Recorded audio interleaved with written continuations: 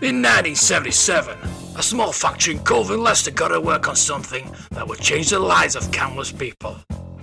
Little did they realise that people were still caring enough 40 years later to sit and listen to a guy waffle on about that product. This is the Star Wars Toy Podcast. Hello there! Yes, welcome back to the Star Wars Toy Podcast. This is episode 26, and I am Darth Mark. I say welcome back because it's been a couple of weeks since I did a podcast. Not necessarily because it was Christmas, New Year, it's just that I just wasn't feeling it, to be honest with you.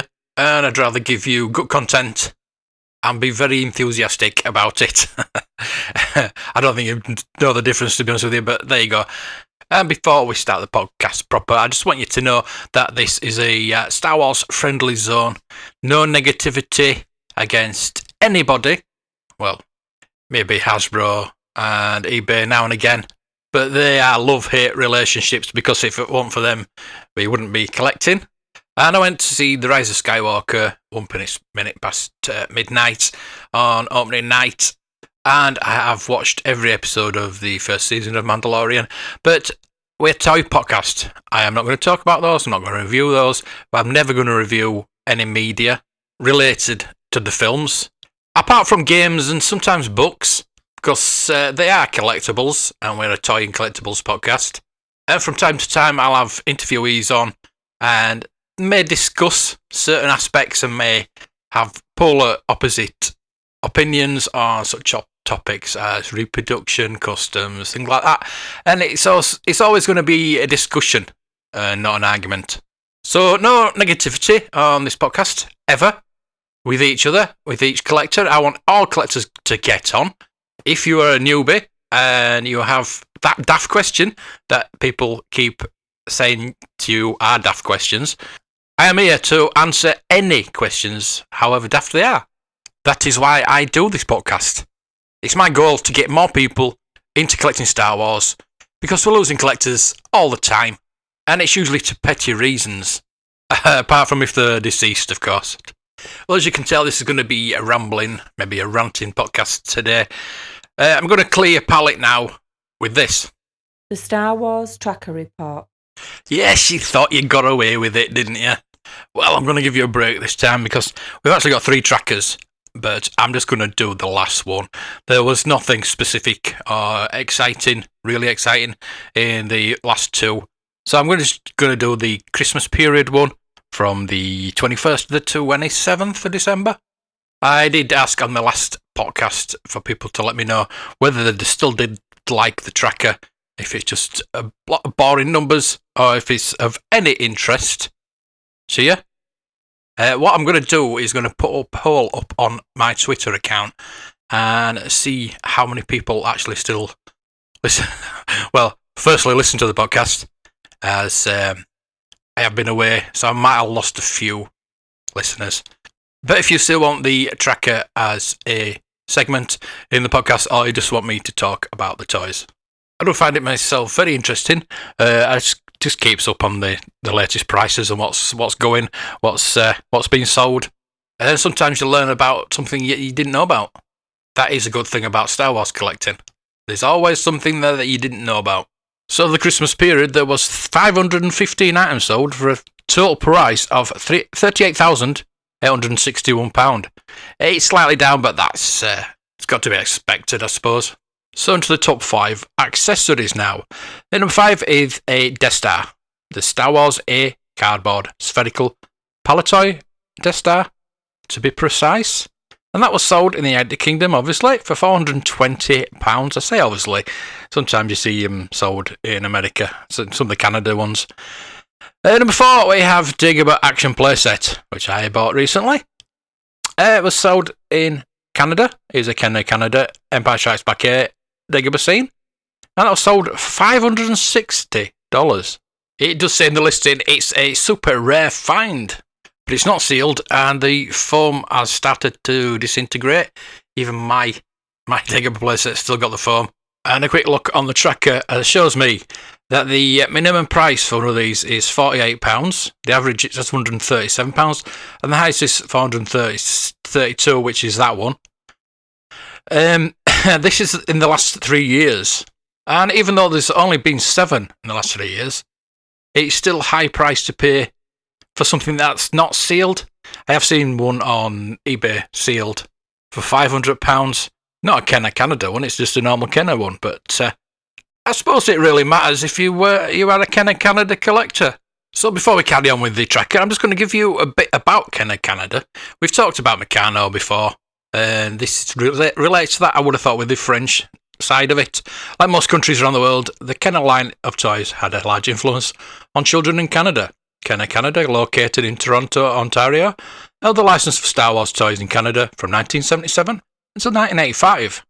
Kenner Canada was actually a joint venture between Irwin Toys of Canada and General Mills Kenner USA. Irwin Toys' mandate was to be exclusive distributor of foreign toys in Canada, and as a result, the Canadian market saw many French toys released in Canadian packaging under the Kenner Canada name, in addition to the regular line that was released in the US. The Canadian Star Wars line ended abruptly in 1985 when the joint venture was terminated. As a result, Canada never saw the entire Power of the Force line in Canadian packaging, as well as several Return of the Jedi, droids, and Ewoks items. Canadian Star Wars items were only produced about 10% of American volume levels. As a result, very few Canadian versions of vintage Star Wars items exist today. Canadian releases of Star Wars toys are unique in that their packaging is bilingual, consisting of English and French text in order to comply with bilingual laws, resulting in some very visual, striking packaging designs over the course of the original run of Star Wars toys. Especially with the Star Wars era toys, it should be strongly noted that Canadian toys have only English and French writing on them. No other languages are ever printed on domestic Canadian-made Star Wars items. Many collectors confuse multilingual European Star Wars items with the Canadian items, especially the Meccano French releases. There you go, that told me.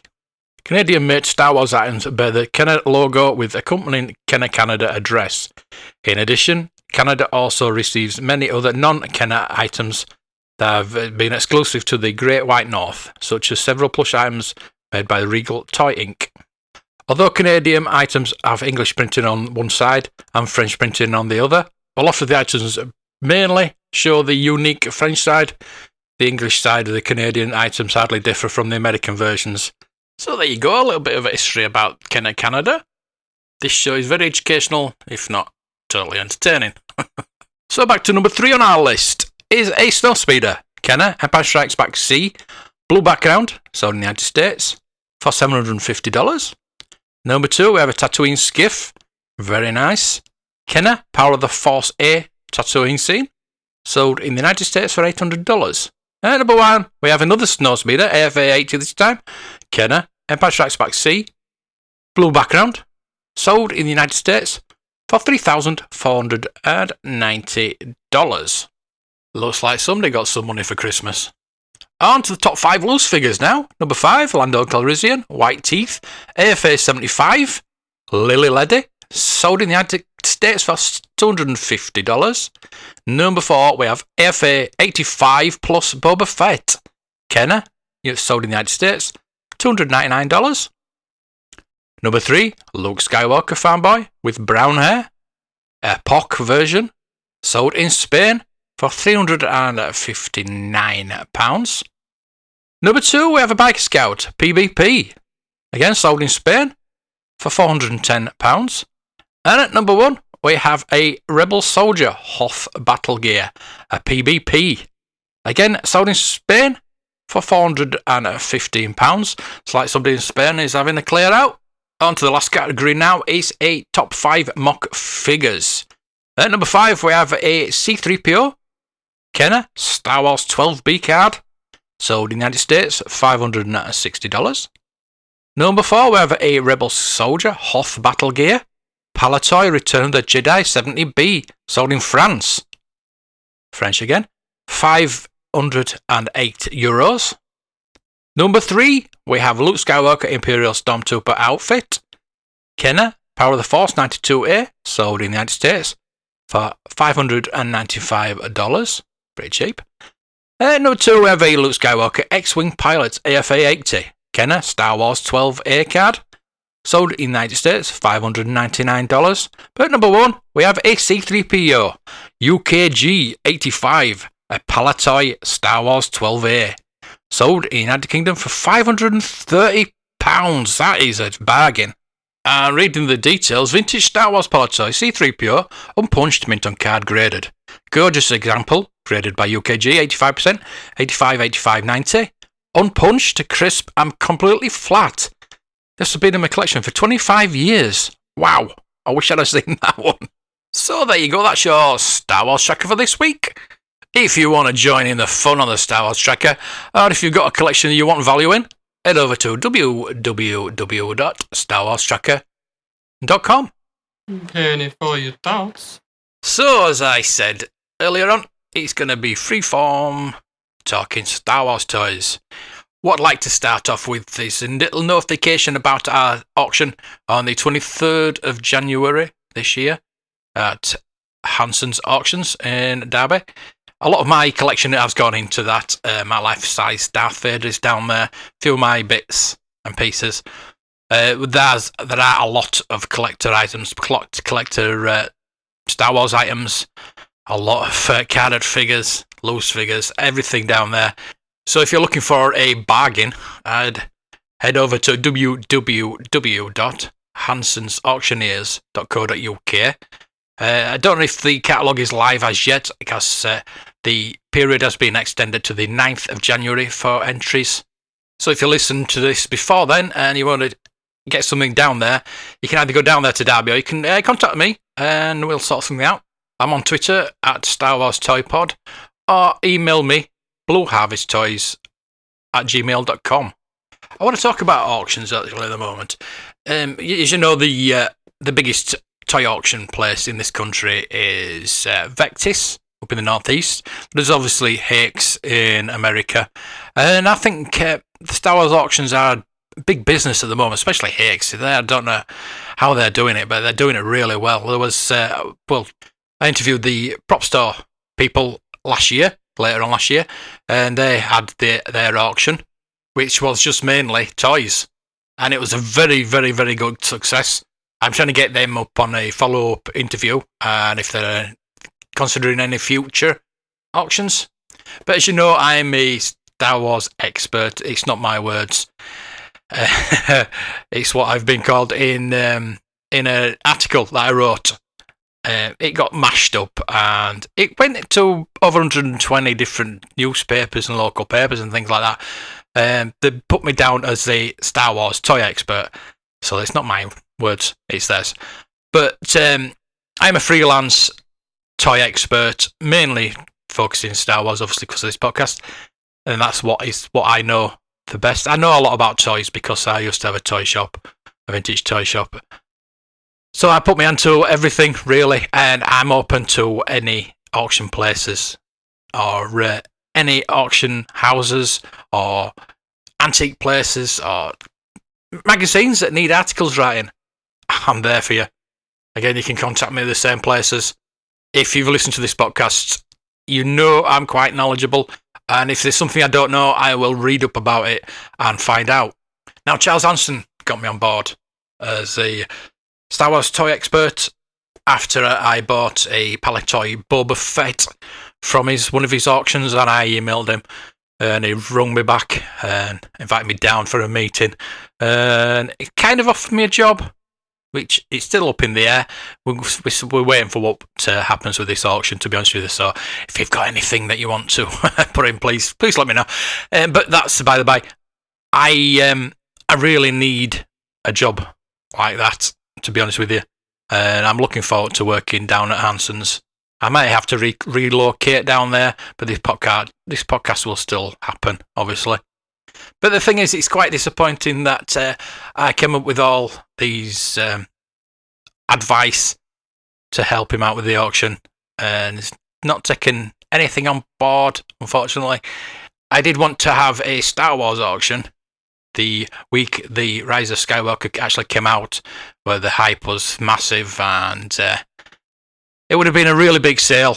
maybe I would suggest a lot of blanket coverage in Collector Gazette, in local papers, as it's quite near to Palatoy, to Colville, and we could have got a lot of ex-employees in.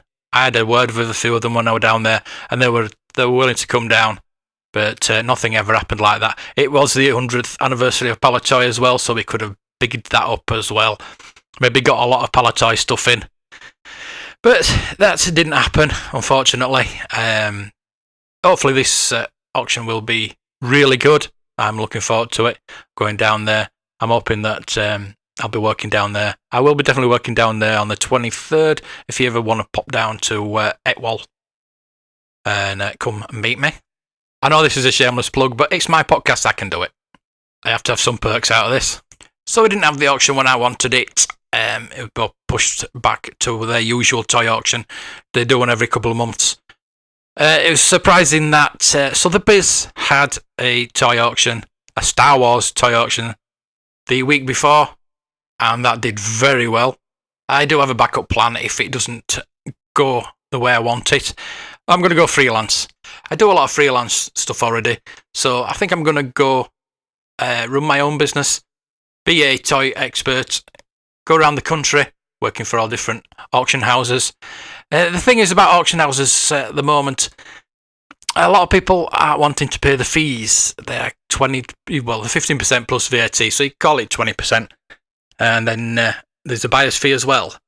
But I've been in touch with, which I want to get an interview with the Vintage Cash Cow that are based in Leeds. Ideally, it'd be nice to work for them as one of their toy experts. But what they do, as opposed to auction house, is they actually give you the money there and then they sell it on. So the experts have got to be spot on, I suppose. I suppose the best way of looking at it is more Dickinson's Real Deal than maybe Flog It. Don't get me wrong, there'll always be auction houses, but there's a lot of pressure on them to get the items in to make the money for their overheads. So hopefully I'll get somebody from Vintage Cash Cow to actually come on and talk to them about their business. I suppose the best thing for us collectors is finding these auctions that nobody knows about, so you can get the prices really cheap. I mean, there's some things that will be on a reserve, obviously. I think my Darth Vader's on a reserve because I don't want to sell it for really cheap. But it's gone now, and I don't want it to come back. Well, I would like it back, yes, obviously, but I'm not going to sell it for anything less than about £500, I don't think. It cost me over £1,000 to make, so I won't get that back, I know that, but it's like a few of the things I put down there I've got reserves on. There's a couple of things that I would want back if I don't get the right price. And I will go through the catalogue at a later date before the auction, so we can find out what the prices are, and you can maybe pick up a sneaky bargain. As I said earlier on, there's no negativity on this podcast, apart from Hasbro and eBay. Well, yeah, I've been in touch with eBay. I've got a bit fed up. I'm currently looking for a Princess Leia Organa cape, because I need that to complete my first 12.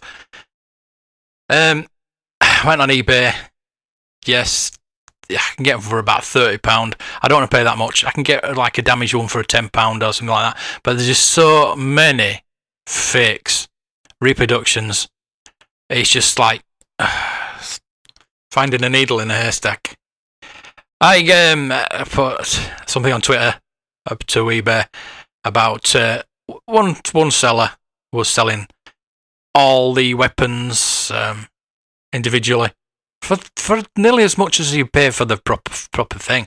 So I just thought I'd just put something on Twitter. I got a reply. Thanks for sharing with us here. We definitely want to ensure all products are authentic, and you have the option to report any listing we haven't come across. If you still need us to take a look, please DM us with the item number so you can help here too. So I replied, your policy is not to do with anything until anyone has complained. As a company, you should be on the front foot and stop all reproduction items, as you know, are fake. It raises the prices of legitimate items. So they replied back. We proactively review listings as well as work with the rights owners themselves should there be concerns. We'll be sure to keep an eye out here as well, and if you have any specific listings, then reporting is the best to ensure it's looked into. This is my reply. All the repro crap that people sell, no specific seller, all of them should be banned, and it would stop 90% of fakers selling reproduction Star Wars weapons. I didn't get a reply to that. I don't think. I don't know what I'm going to do. It's ridiculous. They're not going to ban people. They're not going to get rid of people. They should, like I said, they should proactively be on the search for this. How many people do they employ? How much cheap Chinese fake crap is on eBay? I know I keep going on about this, but it is ridiculous. I've heard many stories of people being banned from eBay for something that's legitimate, and you can't even talk to them about it, and they won't reinstate you. But I do believe if we get rid of some of these scammers, they are scammers, they're scamming you. And whatever you think about repro, it is wrong. I know there are people on YouTube that we've talked about before that put videos up saying that we are elitist. We are not elitist. We just want the correct items and not to be ripped off. One of the comments in that video was, if you can't afford to collect it, you shouldn't be in the hobby.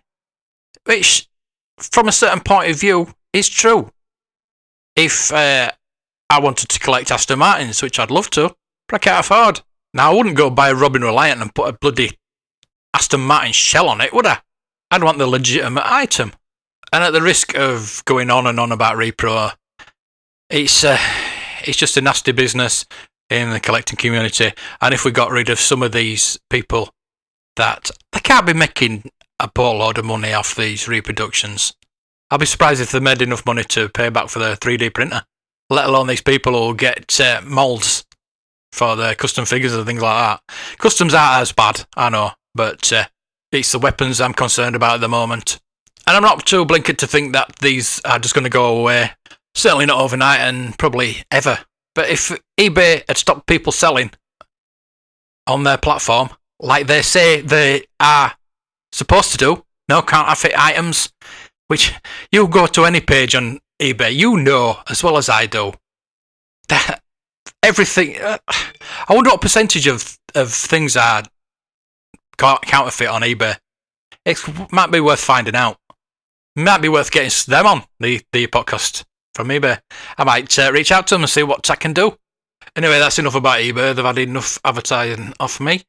If you feel like you want to come on the show and discuss with me, if you have the alternative version of repro from me, again, there's no animosity on this podcast. We'll just have a discussion. I'm going to try and get a few more people on to discuss. It's nice just to have the other option to listen to, not just listen to my version, but my version's right, obviously. If you're going to be a legitimate collector, you've got to pick legitimate items. And I don't think Star Wars is the only collection that you get that in, unfortunately. Like I say, we're not elitist. We just want the things right. If you was an Action Man collector, Transformers, things like that, I think 3D printed is quite the norm in those collections. But not if you want to be a Star Wars collector. Somebody once told me the world is gonna throw me. No news as such this week. I don't think I'm going to do with the news. What I would like to do is do a daily podcast like I used to have, and just do with the news, and then maybe a vintage podcast once a week. That'd be quite interesting. I need to up my my lip sync account to do that. So if you fancy giving me $1 a month, you can go onto my Patreon. It's all listed in the show notes. I will be putting extra content on there, some articles I'm writing, so I will make it worth your while. Another shameless plug there. I know, I'm bad. I just want to build this this podcast up, and I get a large Star Wars toy collecting community, one that is free from the hassles of Star Wars fans and the negativity that is surrounding Star Wars at this point in time. We go back, we're in the bubble, we go back to 1978 to 85. Although I do talk about modern Star Wars toys. At the moment, I just want to concentrate on vintage. In a future podcast, I will be talking about what's coming up this year in Star Wars collecting. Obviously, modern, but they're more related to Baby Yoda, I would have thought. Yes, there you go, I've mentioned it. But we've got Disney Plus coming in March, end of March. So people will be talking about The Mandalorian a bit more. As I said, I have seen it, and it's very good. Especially what happens at the end brings something from the animated series into canon. And it seems, if the latest news is to be believed, that those series will be carrying on, or in a different form, shall we say. So even though we're not getting any more movies for a few years, we'll still be getting the figures to accompany these new series. They did the Rebels Black series, which are really good. I think there's just one left to do. And maybe we'll get a updated Ahsoka. But then again, there's a few Mandalorian characters to bring out in the Black series. There's been, 3 or 4 so far. I actually got the Mandalorian Heavy Trooper for Christmas from my parents. It was actually found in the Disney store, believe it or not. I always going about the Disney store, there's nothing in there. I can't believe it was actually in there. I've never seen it anywhere. I've not even seen it in Forbidden Planet. I mean, Forbidden Planet is the only place to get our Black series these days. It probably wouldn't have been a figure I've actually bought myself if I'd seen it in Forbidden Planet, but the fact that it was actually in Disney store, I had to get it. Oh, my mum got it for me. I do have Cara Dune and the carbonized Mandalorian figure. I don't really know offhand of any other figures. Oh, of course, there's IG-11. I have not seen that. I would like that one. I'm thinking Quill might come out, maybe with a Baby Yoda inside it. That would make a lot of sense. What I can say has been confirmed is the 40th anniversary of the Empire Strikes Back figures.